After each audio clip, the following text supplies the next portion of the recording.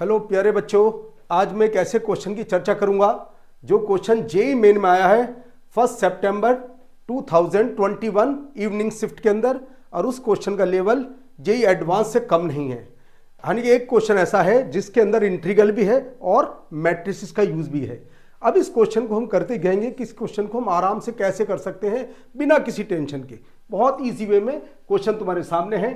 ये capital J है, capital J N M, यानी कि लोअर सफिक्स में एन और एम है, ऊपर एक्स की पावर एन है, नीचे एक्स की पावर एम है।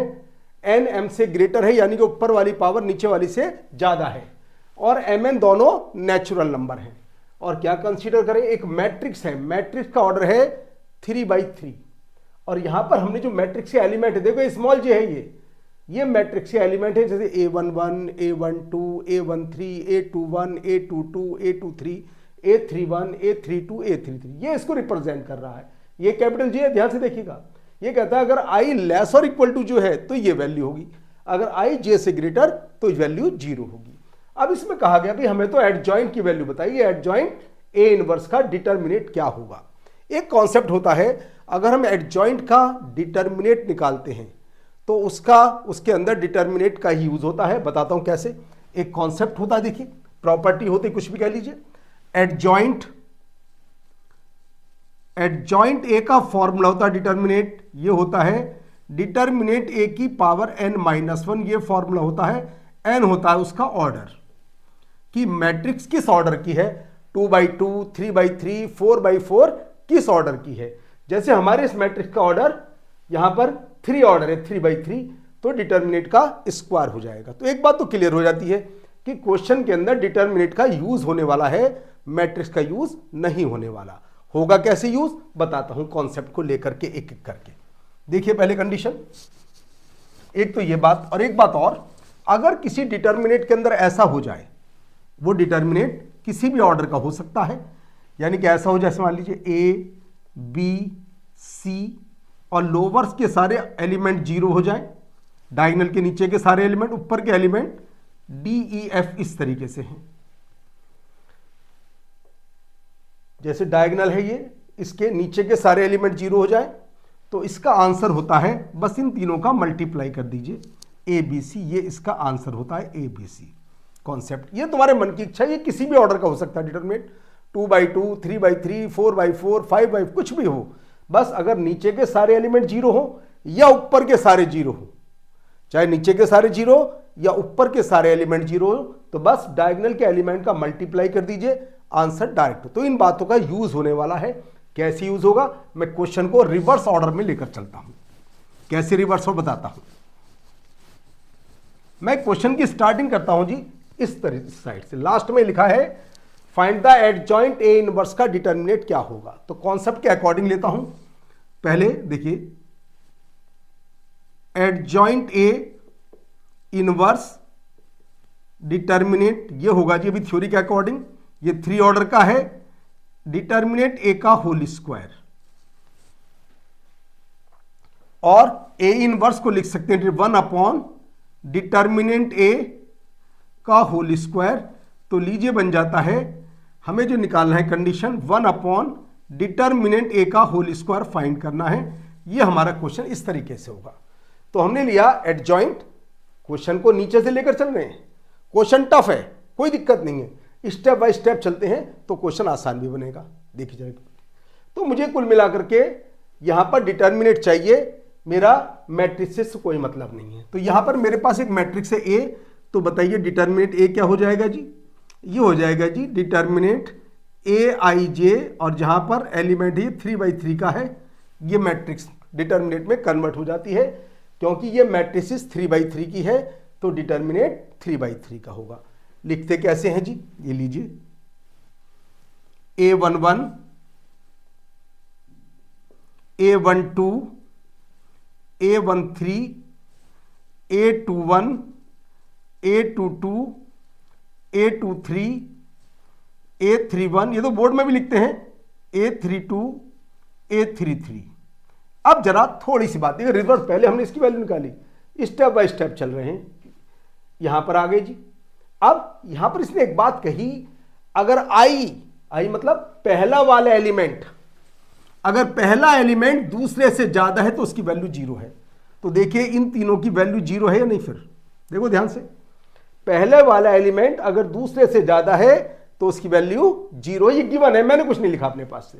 तो बस जी थोड़ा आराम हो जाता है देख कंडीशन को।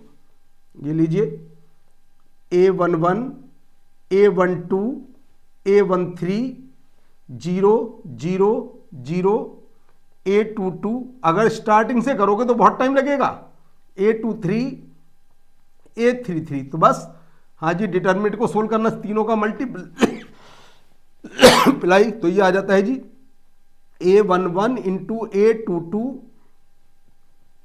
इंटू A33, ये आ जाता है जी डिटरमिनेंट सोल्व करके। तो डिटरमिनेंट यहां पर पहुंच जाता है। फिर देखो ध्यान से, अगर i j से ज्यादा, ये स्मॉल i j है, i अगर j से ज्यादा है तो इसकी वैल्यू 0 है, तो नीचे के तीनों एलिमेंट 0 हो जाते हैं। अब डिटरमिनेंट को सोल्व करने का प्रोसेस, अगर नीचे के सारे एलिमेंट 0 या ऊपर के सारे एलिमेंट 0, तो बस डायगोनल एलिमेंट का मल्टीप्लाई कर दे, ये डिटरमिनेंट की वैल्यू आ जाती है। यहां तक हम पहुंच जाते हैं। अब हमें निकालना पड़ेगा जी, देखो लिखा है यहां पर i लेस और इक्वल टू j। अगर i j से कम है या उसके इक्वल तो उसकी वैल्यू ये सब कुछ होगी। तो हम सोल्व करना शुरू करते हैं, थोड़ी सी कंडीशन यहां पर यूज करेंगे इसकी। हमारे पास डिटरमिनेंट की वैल्यू आ गई है A11, A22, A33। तो उस कंडीशन को मैं आगे बढ़ाता हूं। अब मुझे यहां पर इंटीग्रल का सहारा लेना पड़ेगा इस कंडीशन को सिंप्लीफाई करने के लिए। तो कैसे सहारा लेंगे पहले नोट कर लीजिए, बढ़ता हूं आगे, पॉइंट को मैं आगे बढ़ाता हूं। A11, A22, A33 और मुझे चाहिए इसका होल स्क्वायर, अपॉन में इसका होल स्क्वायर चाहिए। तो होल स्क्वायर कैसे आता है देखिए जरा कंडीशन। तो मेरा क्वेश्चन बन जाता है जी, जो मुझे चाहिए एडजॉइंट A इनवर्स, ये हो जाता है जी इसका स्क्वायर, यानी कि 1 अपॉन A11, A22, A33 का होल स्क्वायर। मुझे ये निकालना है, ये निकालूंगा मैं इंटीग्रल की हेल्प से। यहां तक मैं पहुंच जाता हूं। देखिए पहले मैं निकाला एडजॉइंट का फॉर्मूला बताया, फिर डिटरमिनेंट को सोल्व कैसे ये बताया, फिर मैं इस कंडीशन का सहारा लिया। अभी तक मैट्रिसेस का कोई यूज नहीं करा मैंने। अब क्या होता है देखिए जरा पॉइंट को। अब आते हैं जी इंटीग्रल की बात करते हैं, इंटीग्रल की चर्चा। इंटीग्रल में क्या दिया है जरा इस बात को ध्यान से देख लेते हैं। देखिए जी इंटीग्रल के अंदर दिया है हमें, ये हमें JNM, ये हमें मालूम है JNM, पहला एलिमेंट n है, दूसरा m है। यहां पर क्या है जी, j के साथ पहला ये है, दूसरा ये है, पहला ये, दो को माइनस किया गया है aij। तो aij ले रहे हैं हम, कब, जब i j से लेस है तब,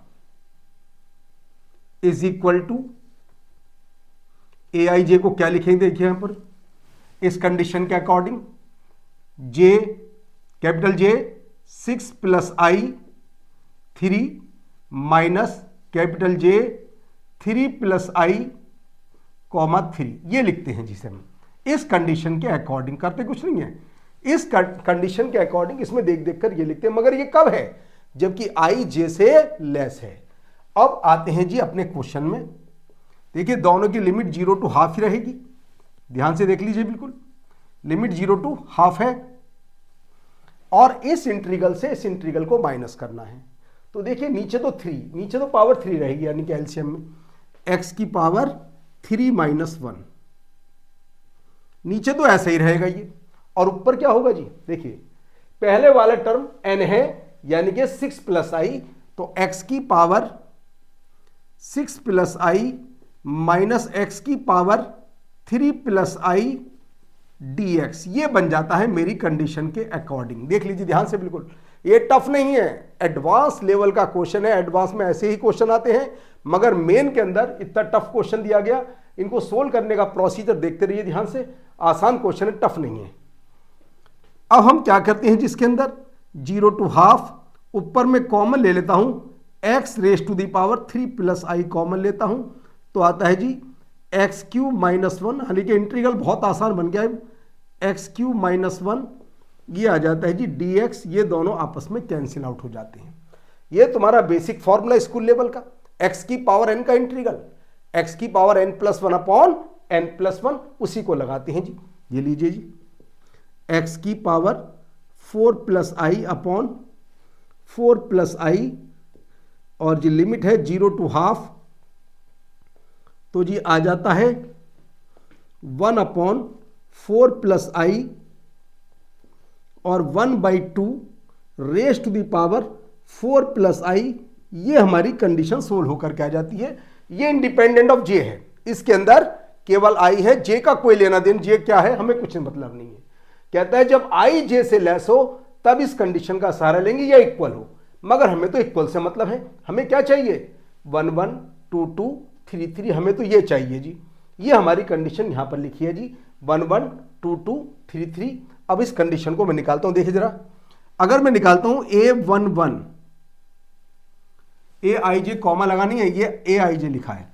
A11 क्या होगा, A22 क्या होगा और A33 क्या होगा, तीनों को निकालता हूं मैं अलग अलग। यहां से देख लीजिए, A11 ये रहा AIJ, रो बाई कॉलम वाली थ्योरी होती है। AIJ पहला एलिमेंट, दूसरा एलिमेंट, 1 1, बस आई को 1 रखना है तुम्हें। जब रखोगे 1 तो क्या आएगा, 1/5, 1 upon 2 raise to the power 5।